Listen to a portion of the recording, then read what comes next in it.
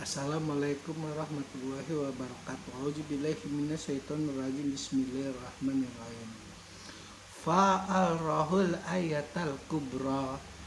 Lalu tanda kurung Musa memperlihatkan mukjizat yang besar kepadanya. Tumben nih nggak ada tanda kurung. Bisa harus ada tanda kurung, yaitu Fir'aun.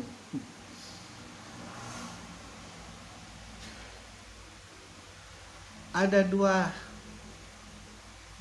kesalahan yang sangat fatal pada diri Fir'aun. Yang pertama adalah hubungannya dengan Allah yang rusak, yang binasa.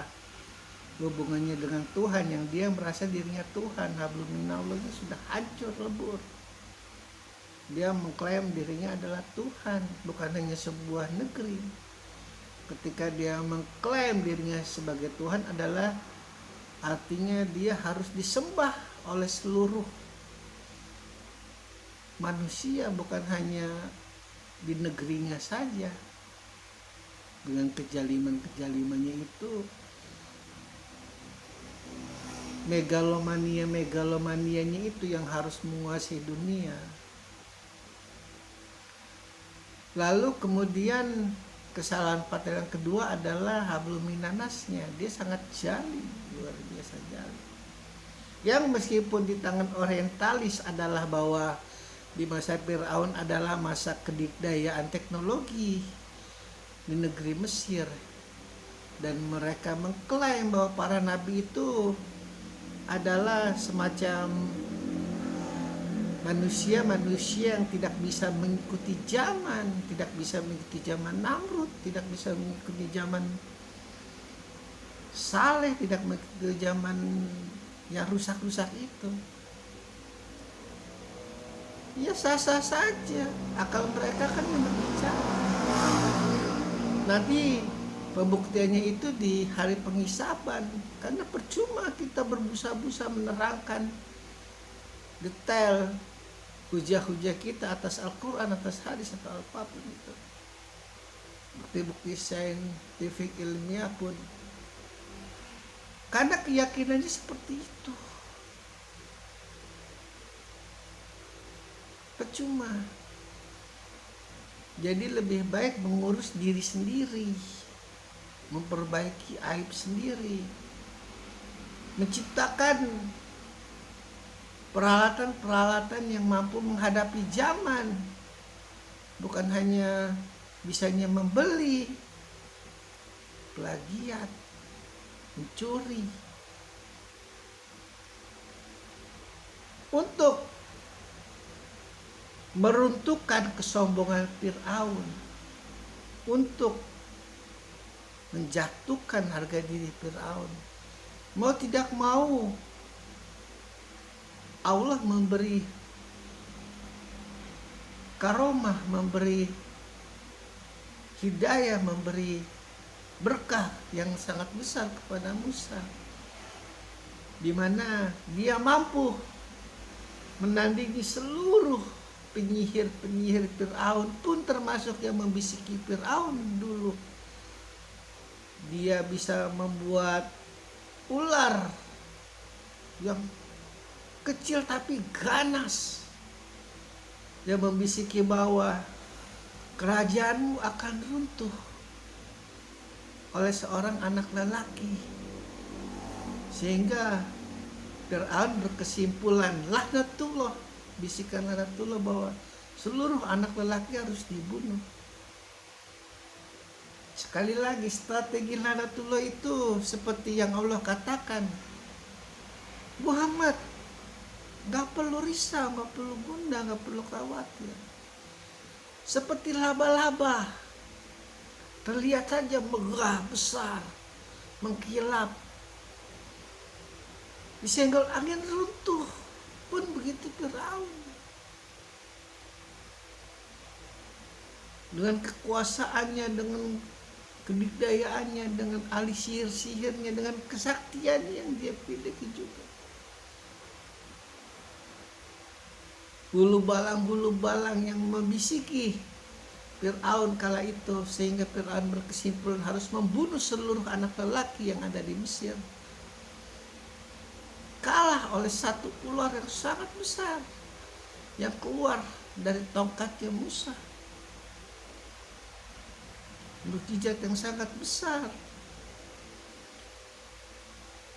Karena Firaun itu selain pasukannya adalah pasukan prajurit fisik, juga adalah pasukan prajurit penyihir. Sekali lagi, ketika penyihir-penyihir itu sudah seperti apa istilahnya ya, seperti tuan rumah di bumi, hati-hati. Makanya Allah sangat tidak mentolerir yang namanya perdukunan, perkelenikan, santet, gendam, pelet, jimat atau apapun itu. Itu mainannya para penyihir. Meskipun dengan ayat-ayat suci Al-Quran, meskipun dengan ayat-ayat yang dituliskan dengan huruf Arab, selain ayat-ayat saja Allah benci, apalagi ini pakai nama ayat-ayat suci Al-Quran. Luar biasa. Makanya Rasulullah mengatakan, bisikan lanatullah itu seperti semut hitam yang berjalan di pekatnya gelapnya malam.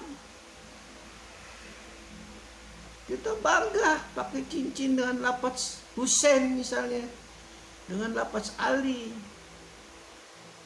Sedetik saja mengakui bahwa itu memiliki berkah karomah, bukan karena Allah, karena cincin itu. Neraka jahanam menanti dan tidak ada syafaat di dalamnya. Bukannya saya ahli surga, ahli neraka, bukan. Ya, pada kenyataannya begitu. Aneh Allah itu. Selain maha cemburu terus. Klasifikasi.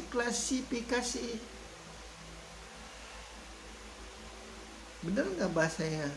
Klasifikasi, urutan-urutan untuk terjun ke dalam jurang yang tidak akan pernah termaafkan adalah sekali lagi syirik. Mainan para penyihir. Meskipun dengan peci, meskipun di rumahnya ada lukisan Wali Songo,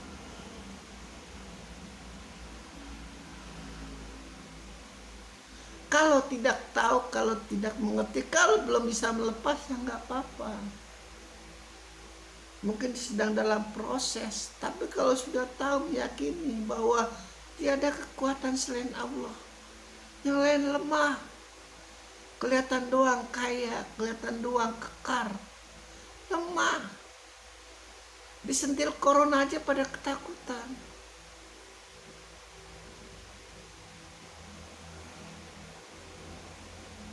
Dari sejak bukan hanya Musa, Daud, Sulaiman itu musuhnya para penyihir. Hud, Saleh, Zulkarnain, musuhnya para penyihir. Ketika negerimu sudah selimuti para penyihir paranormal yang diagung-agungkan, yang dihormati, hati-hati. Lebih percaya ucapan-ucapan paranormal, padahal tidak normal mereka. Bukannya saya ahli surga, ahli makrif atau ahli apa.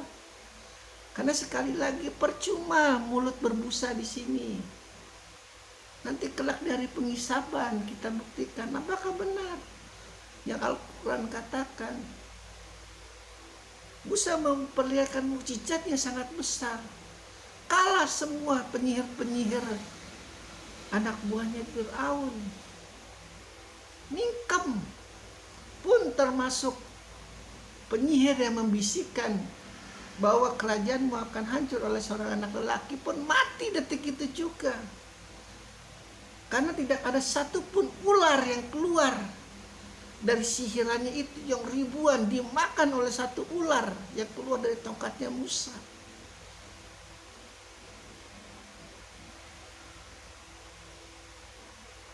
Itu ular itu adalah ular yang Allah pinjamkan untuk menyiksa para manusia di neraka.